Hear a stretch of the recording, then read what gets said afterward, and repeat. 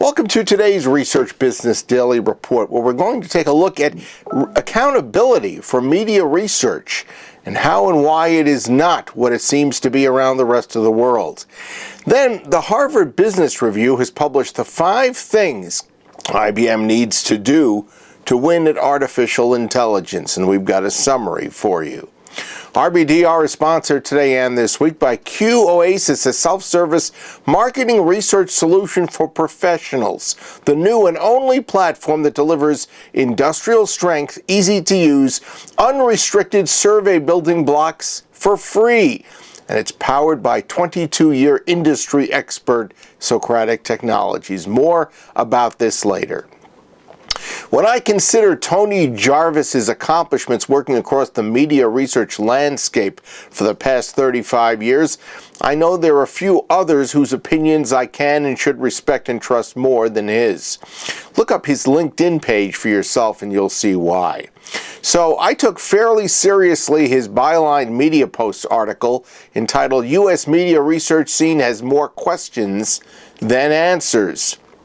His primary point in the piece is the appallingly low percentage of media research measurement tools that are important and yet still not broadly and widely accredited across the country. For instance, only the top 25 largest TV markets using local people meters are accredited by the Media Rating Council for local monthly reports.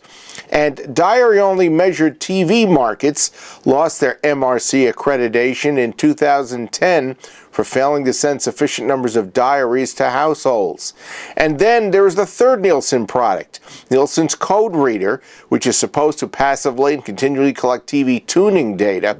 The only problem is it's being introduced in only 14 of 154 former diary markets. Then there's radio research, also in Nielsen's realm. They're using Arbitron's developed PPM, but it is only accredited in 25 markets. 20 others are not yet approved.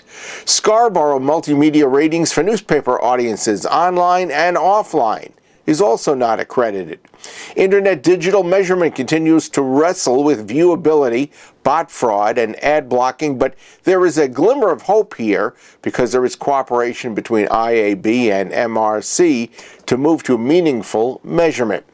Jarvis paints with a broad brush, putting blame for all this unapproved measurement on the real possibility that the U.S.'s lack of joint industry committees is at fault. Across the rest of the world, they fund, direct, and manage various media currency ratings research, and they do so with quality and cost effectiveness.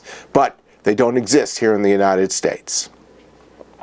Next, Evangelos Simoudis and Brad Power, both former IBM employees, writing for Harvard Business Review, questioned whether the $1 billion has been committed by IBM to develop IBM Watson and cloud computing is becoming a difference maker for its customers and for the company itself.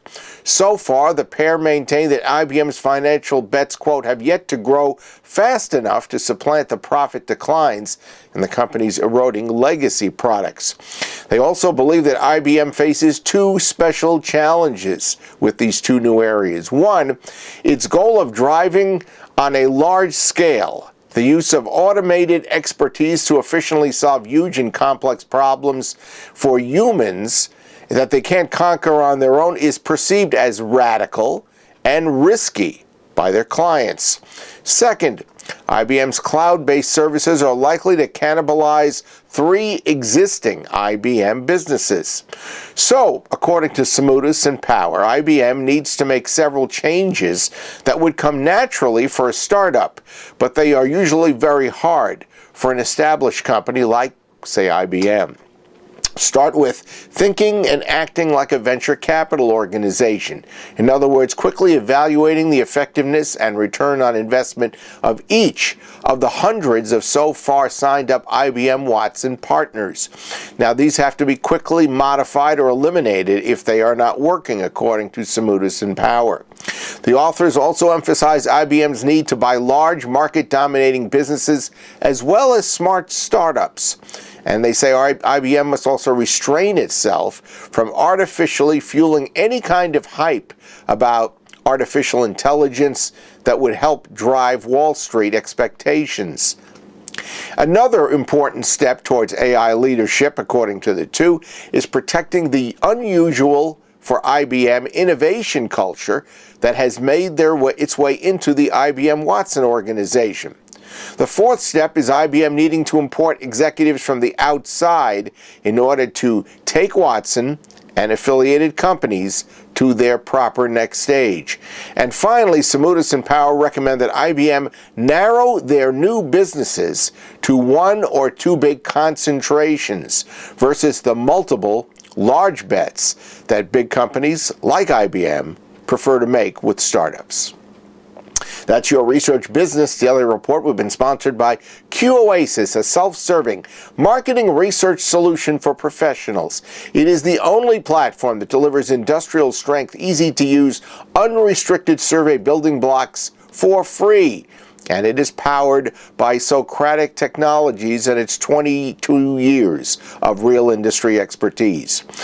Q-Oasis also automatically optimizes for desktop, tablet, or mobile devices.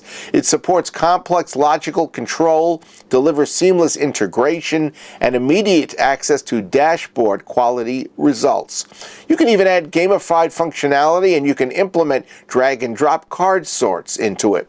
And for users who need analytics like segmentation, configurator analysis, max diff, or other advanced multivariate procedures, well, the seasoned data scientists from Socratic Technologies are there to help you make that possible with Q-Oasis as well.